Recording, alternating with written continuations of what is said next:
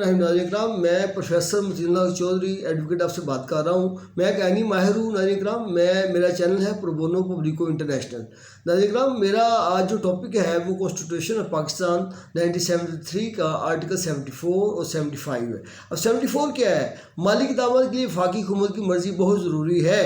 Federal government consent required for the financial measures. Article 74 क्या कहता है कि जब भी कोई माली बिल या कोई माली बिल तरमीम कानूनी शक्ल अख्तियार कर जाए तो उस पर अमल दरामद के लिए वफाकी मजमूई फंड में से रकम खर्च करनी पड़ जाए। जिस तरह इलेक्शन के हवाले से हुकूमत को ज़रूरत है पैसों के लिए, इलेक्शन कमीशन को कहा जाएगा कि आप पैसे जो है ना वफाकी हुकूमत खर्च करें। वफाकी हुकूमत के हिसाबात यानी कि वफाकी हुकूमत जो है ना वो अपने ख़जाने से, महकमे ख़जाने से रकम लेकर जो है ना पाकिस्तान की जो करेंसी बैंक में या स्टेट बैंक से वो रकम जो लेकर जो हमारी फाइनेंशियल डिपार्टमेंट है, हमारी जो मिनिस्ट्री ऑफ फाइनेंस है फेडरल गवर्नमेंट की, वो क्या करेगी, वो पैसे देने के लिए जो है ना पार्लियामेंट से इसकी मंजूरी ज़रूरी है। तो इसके लिए जब कोई बिल पेश किया जाएगा तो इसके लिए जो है ना पार्लियामेंट की मंजूरी बहुत ज़रूरी है। यानी ये इस आर्टिकल के मुताबिक कोई मालियाती बिल या किसी ऐसे मौके पर जब कोई बिल की ज़रूरत पड़े या रकम की ज़रूरत पड़े तो इसके लिए जब वफाकी मजमूई फ़ंड में से या वफाकी हिसाबात में से रकम निकलवानी पड़े तो ये बिल पेश किया जाएगा। इसमें कौमी असम्बली की मंजूरी ज़रूरी है। यानी पाकिस्तान के अंदर यानी फ़र्ज़ कीजिए इलेक्शन के लिए अगर कोई कोर्ट कहती है कि आप पैसे प्रोवाइड करें, या इलेक्शन कमीशन कहता है या हमारी सुप्रीम कोर्ट ऑफ पाकिस्तान कहती है कि आप पैसे प्रोवाइड करें फॉर द इलेक्शन। अभी इलेक्शन को ड्यू है, सूबाई असम्बली के इलेक्शन 90 डेज़ में ड्यू है, जबकि वफाकी हुकूमत कह चुकी है कि हमारे पास बजट नहीं है। इसका बयान जो है ना, इनका जवाब जो है सुप्रीम कोर्ट में दाखिल हो चुका है। तो इसके लिए यह है कि जब मुतालबात ज़र पेश किए जाते हैं तो असम्बली की मंजूरी ज़रूरी है।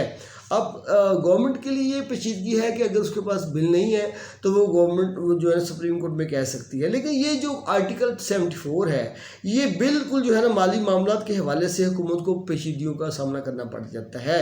अब ये आर्टिकल जो है ना ये यूके के आर्टिकल के मुताबिक उससे मुआसर रखता है। इस तरह इंडिया के अंदर भी ऐसे है और अमेरिका के अंदर भी मालियाती बिल पेश करने का यही तरीक़ेकार है। यानी जब भी वफाकी हुकूमत को माली इक़दामात के लिए ज़रूरत पड़ेगी तो इलेक्शन के हवाले से या कोई सुप्रीम कोर्ट ऑफ पाकिस्तान का आर्डर है तो इसके लिए फेडरल हुकूमत की, फेडरल गवर्नमेंट की मर्ज़ी ज़रूरी होगी। लेकिन इस हवाले से उनको जो हुक्म है सुप्रीम कोर्ट का मानना पड़ेगा। आर्टिकल 74 का क्रक्स ये है कि जब भी कोई माली बिल के हवाले से या कोई कानूनी शक्ल अख्तियार किया जाएगा तो इसके लिए जो है ना ये पार्लियामेंट से इसके लिए इसकी कंसेंट लेनी ज़रूरी है।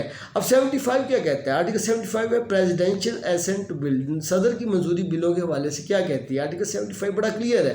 कहते जब भी कोई बिल मंजूरी के लिए सदर को पेश किया जाता है सदर क्या कहता है 30 दिनों के अंदर या इस बिल को मंजूर करेगा या किसी ऐसे बिल की सूरत में जो माली बिल ना हो या इस बिल को पैगाम के तौर पर दोबारा पार्लियामेंट में भेजा जाएगा। इस बिल पर दोबारा जो है ना गौर किया जाएगा, वोटिंग की जाएगी, रायशुमारी की जाएगी।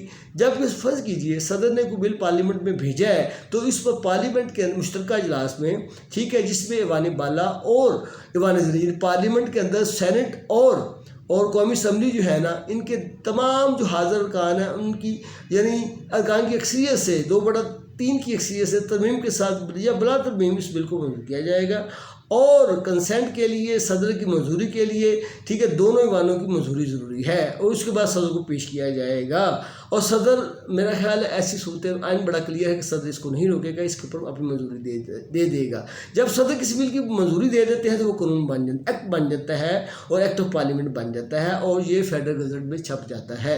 और बात बार ऐसे होता है कि कोई ऐसा बिल, कोई ऐसा एक्ट जो है महज इस वजह से बातिल नहीं हो सकता कि कानून के मुताबिक अगर पार्लियामेंट ने सिफारिश की है या ये मंजूरी से कबल ही यानी सदर ने अपनी पार्लियामेंट ने दोनों ईवानों में मंजूरी दी, सदर ने अपनी मंजूरी नहीं दी तो ऐसा एक्ट जो है ना सदर मंजूर नहीं भी करता तो फिर जो है ना ये एक कानून की शक्ल अख्तियार कर जाता है।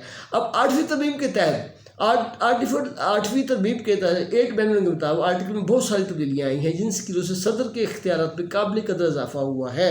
यानी फर्ज कीजिए कोई बिल जो है असम्बली में से पास करके सदर के पास पेश किया, अब इसकी मुद्दत 7 दिन से बढ़ाकर 30 दिन कर दी गई है। अब सदर को इख्तियार है कि वो किसी भी बिल को जो कि मालियाती बिल ना हो इसी ठीक है तरमीम के साथ दोबारा गौर के लिए ऐवान को भेज सकता है।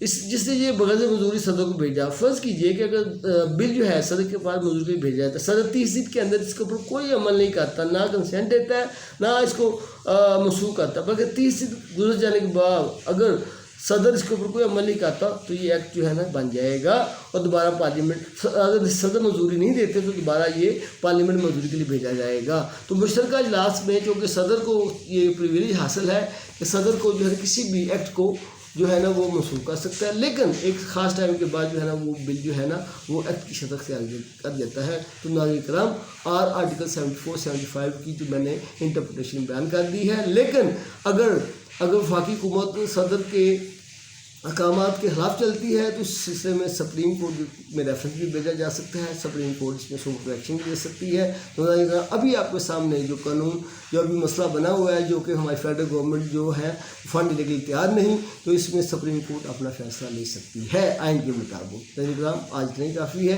پروبونو پبلیکو انٹرنیشنل کے ساتھ دوبارہ پھر آپ کے حضور میں حاضر ہوں گا۔ پروفیسر چودھری اپنی اجازت چاہے گا۔ السلام علیکم و رحمۃ اللہ۔